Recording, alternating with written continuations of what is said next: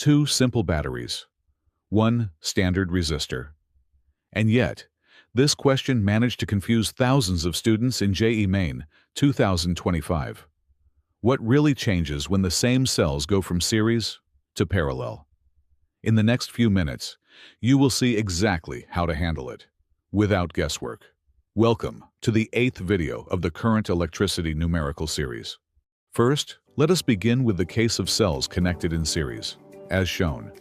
Let us ignore all other circuit elements for a moment and focus only on the battery arrangement. Consider a charge starting just before the 2-volt battery. As it moves along the circuit, its potential increases by 2 volts. Next, there is a small drop in potential due to the internal resistance of this battery, which is 1 ohm. Then, the charge passes through the 1-volt battery, where its potential again increases. Finally, there is another drop across the 2 ohm internal resistance of the 1-volt battery. So we observe an important idea. Batteries increase potential, while internal resistance causes a drop in potential. Now, to simplify the analysis, let us rearrange the circuit mentally. We can group the resistances together and the cells together. We now see 2 resistors in series and 2 cells in series. The resistances add up, giving a total internal resistance of 3 ohms. Similarly, the voltages also add up, giving a total EMF of 3 volts. Now let us bring back the complete circuit, including the 6 ohm external resistor. On slight rearrangement, we see that 6 ohms and 3 ohms are in series, giving a total resistance of 9 ohms. Now applying Ohm's law, current is equal to voltage divided by resistance. So, the current, I1, is equal to 3 divided by 9.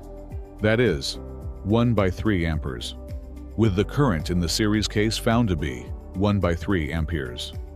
Let us now move to the case of cells connected in parallel. Once again, let us ignore the rest of the circuit for a moment and focus only on the battery arrangement. Let us assume a current IA flows through the 1-volt battery.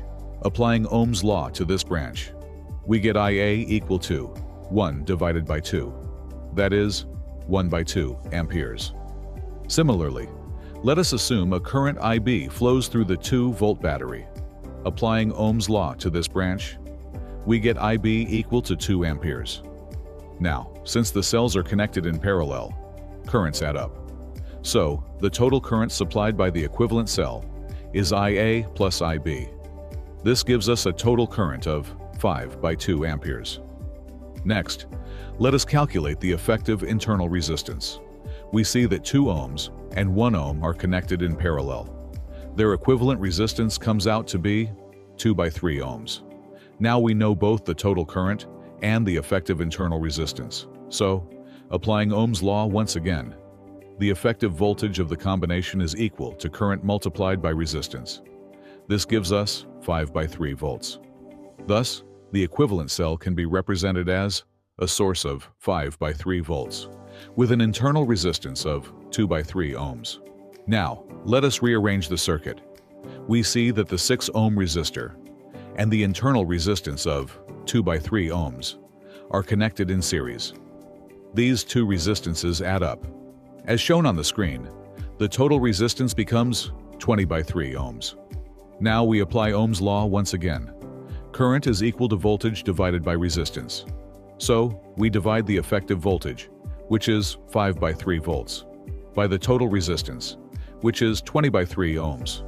This gives us the current, I2, equal to 1 by 4 amperes. So now, we have I1 equal to 1 by 3 amperes, and I2 equal to 1 by 4 amperes.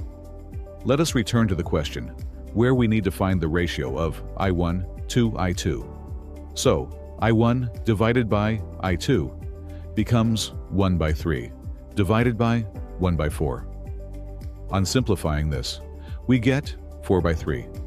Now, comparing this with the given expression, we find that x is equal to 4. Thanks for watching.